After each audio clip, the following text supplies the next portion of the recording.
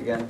Some of the things that were chalked in front of myself and my two roommates were a picture of a stick figure shooting another one in the head, the billy club that he was talking about, and I was followed around as I was washing them off, comments about the military and how they've never done anything for us, trying to provoke reaction.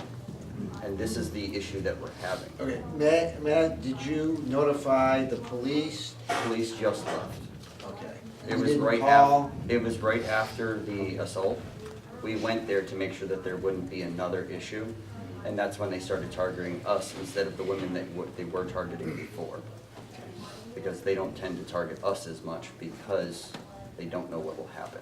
So they'll go after women and follow them and harass them.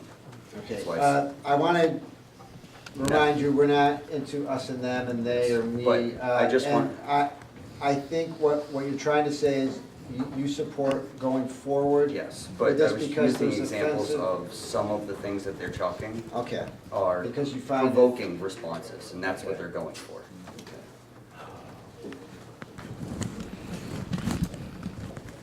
Zach Laughlin. I thought two cases that might also help from the case law would be Chaplinsky versus New Hampshire, which had to do with fighting words. And it is not against the First Amendment to punish someone for use of fighting words. And I guess a determination on whether or not we consider the stick drawing fighting words might be a place to start, as well as Cohen versus California, which is famous for the F the draft case, and the determination of whether chalking is conduct or speech should be considered in any future considerations. And I just think those two cases, especially since Cohen has to do with the military, would be a good case to review. Thank you. I want to thank everybody this evening. We're going to turn it towards the committee at this point, if they have any questions for staff, and I'll be right with Councilor Jones will be up first. And that does not mean folks can't speak again. We may evolve towards proposed motion. If that occurs, members of the public are quite entitled to give their opinion on any proposed motion that may or may not. Well, I'm sure there'll be a motion this evening. Councilor Jones, you had a question or comment? You had your hand up? Well, I have comments when you're ready for comments. Okay. I'd rather hear questions first. Does anybody have, because I do have a question, but I want to defer to fellow committee members first. There's one. If I'd like to ask the city attorney, there was talk this evening, reports about, well, the Civil War monument, the statue, having been marked with chalk, and also apparently there's been some markings on the bandstand, I think is the proper term, gazebo in Central Square. And I believe there is one other reference this evening to public property within the square and off the square. And gentleman explained that he was told by the police he can't do that. Could you explain what the parameters are, or should I refer this to the police chief if he's here, chief of police? My understanding is that is not allowed under current statutes or ordinance and/or ordinances within the city. I just would like some clarification on this. I can give the committee a general answer to that question. Obviously, these are fact-based issues, as I understand, with respect to the monument, as the gentleman who was here and who had admitted to doing that also agreed that he didn't understand or didn't know we shouldn't do that and removed it. So it really is up to the police department and the prosecuting authority to make a decision as to whether or not any particular activity would justify a charge under the state statute, 634:2. And I'd have to say you probably get the similar answer from the police chief, because it really depends upon what occurs. I think as a general statement, and whether or not, as it was pointed out here earlier, what our courts would do with this, I can't tell you that. There is a general understanding that structures, monuments, things like that, should be or could be subject to the criminal mischief statute if people were to exercise a graffiti aspect of that. Whether or not the courts would conclude that chalking rises to that level, quite frankly, I don't know. That case from Manchester, as was stated, as far as I know, wasn't appealed. But I could say that if you were to go in there with a can of paint and to do that, that's one thing. If you're going to go in and do it with chalk, that's another. It would really depend upon the nature of the activity and how the courts decided to handle that. But that's just sort of the general answer. If you wanted to direct more questions, I would suggest you probably want to talk to the police chief about that. Chief, do you have anything more to add?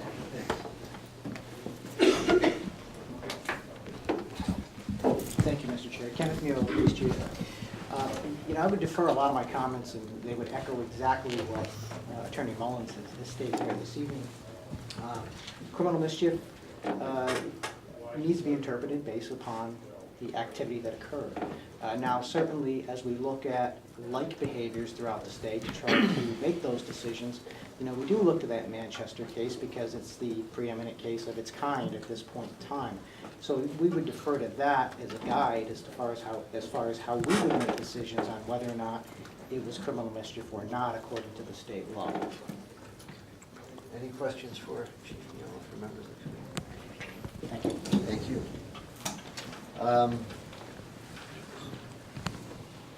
Okay,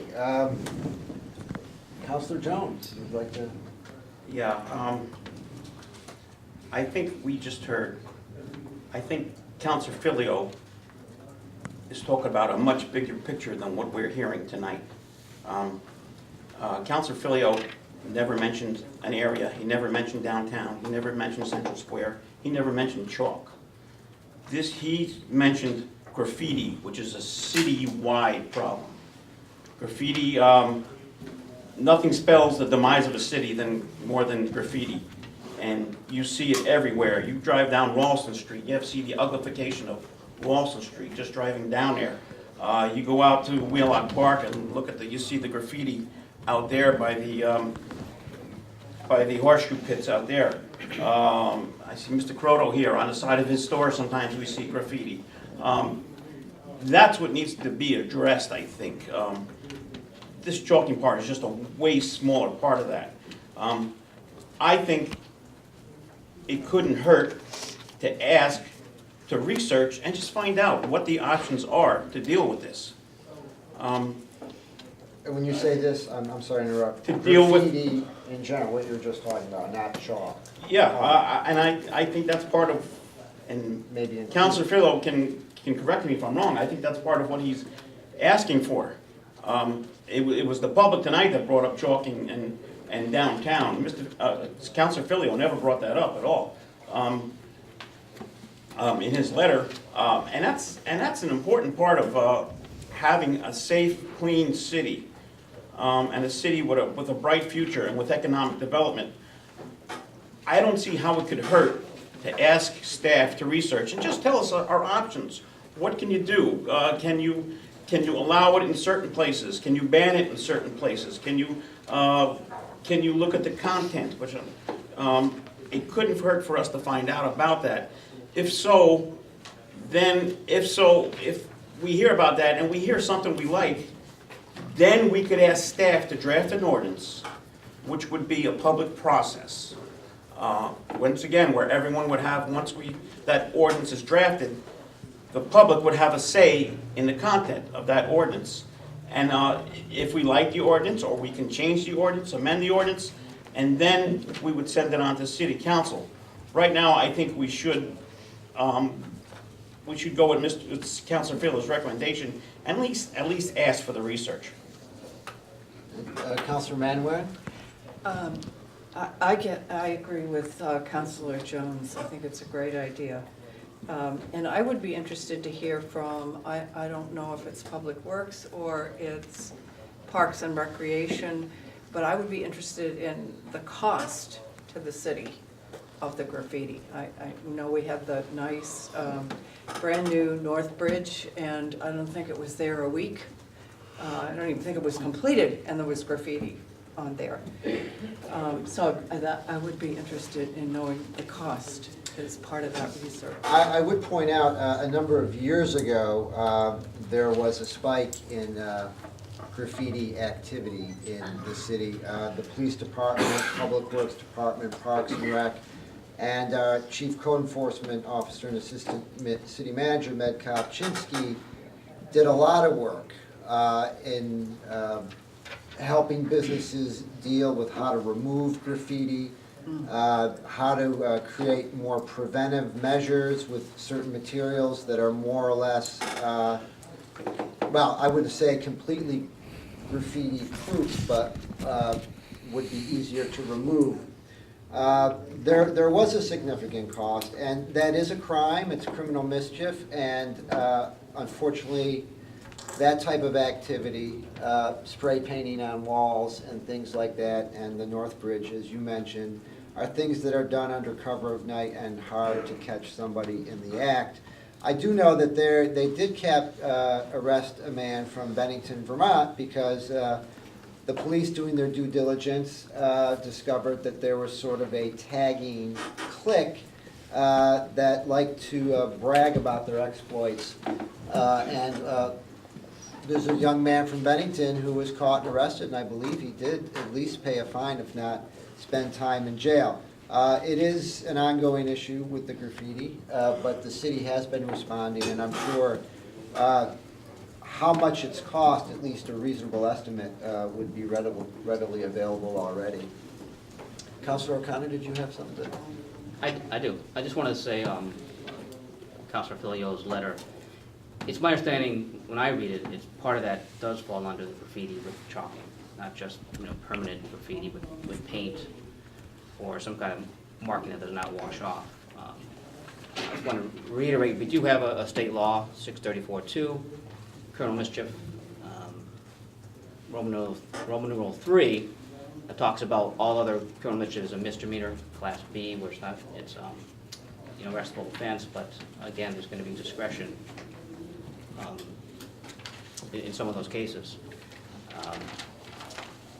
So we have to be, I just want to be careful with going forward with another ordinance or talk about another ordinance. We already have state law that's in place.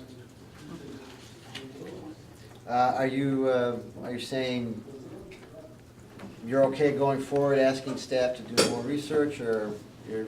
I'm okay with more research, more time, more research, so we can find out if, the Keene Police and the prosecutor for the city consider chalking criminal mischief, if they would go forward with something like that, if there was a case. And again, it depends on, there's a lot involved there. Each case is different. Councilor Manwaring, you had a? Well, I guess in listening to everybody, there were a couple themes that jumped out to me that I almost got more confused as we went on. And that is art versus graffiti and temporary versus permanent. So it seems like a really, seems really complicated to me, and I'm wondering how, maybe through you could ask staff how they feel about tackling some of those issues. Wow. If they would see that as part of the research, I guess, is my question.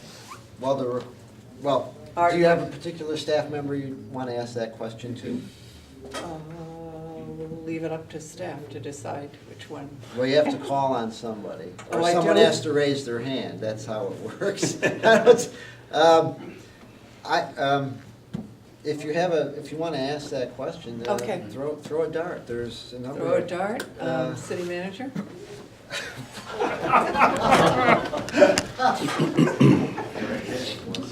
So the question is, how do we proceed from this point relative to staff research, and what extent should that research cover?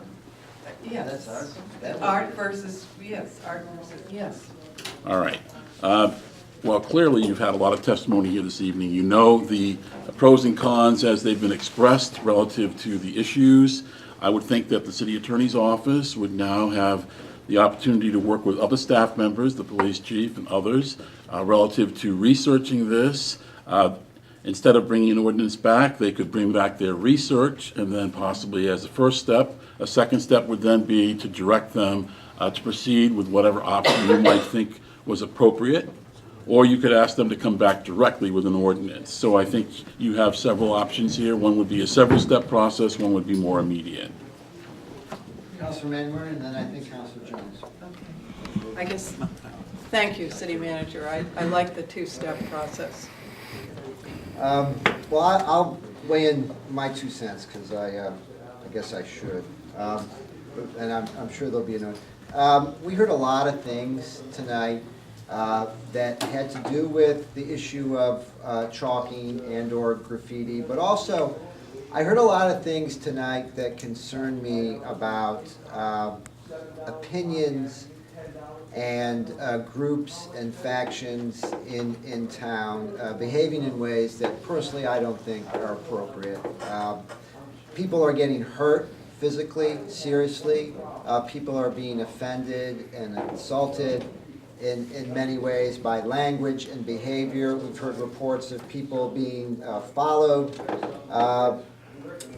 We've heard some descriptions of what has been chalked in the square, certainly not my taste, but there's also the issue of, well, we are entitled to free expression, and we do have First Amendment rights.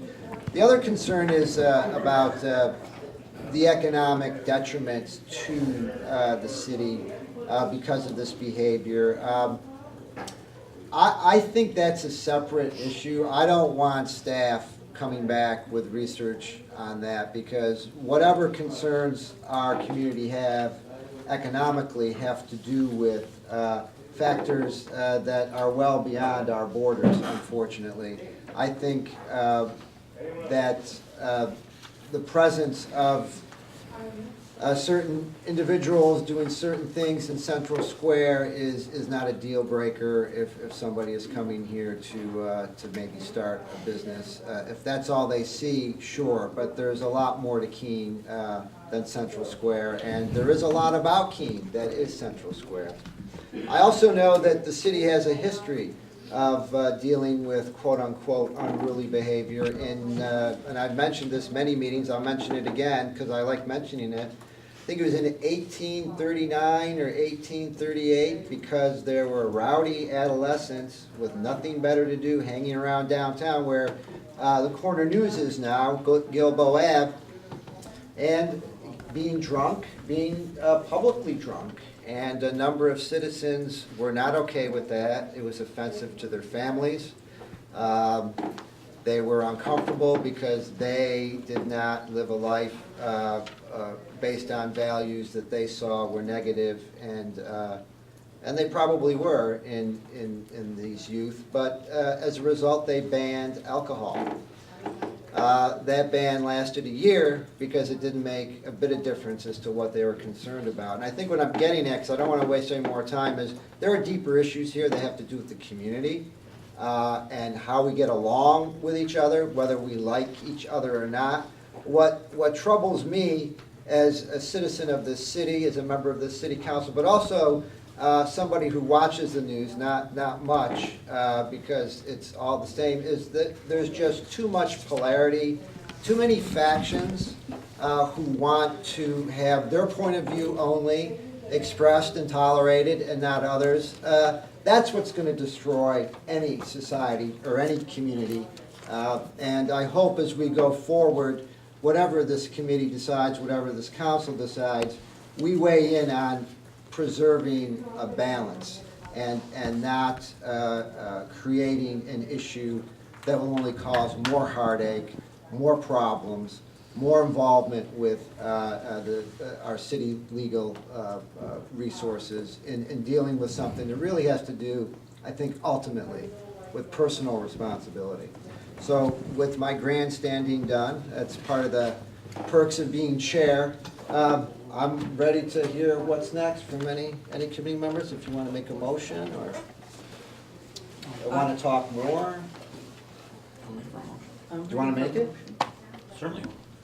Okay, I would move that the Municipal Service Facility Infrastructure Committee direct staff to research the possibility of an enforceable graffiti ordinance and report back to this committee. Second. The motion has been made and seconded. Is there any discussion among Yeah. committee members and also Counselor Jones? I specifically did not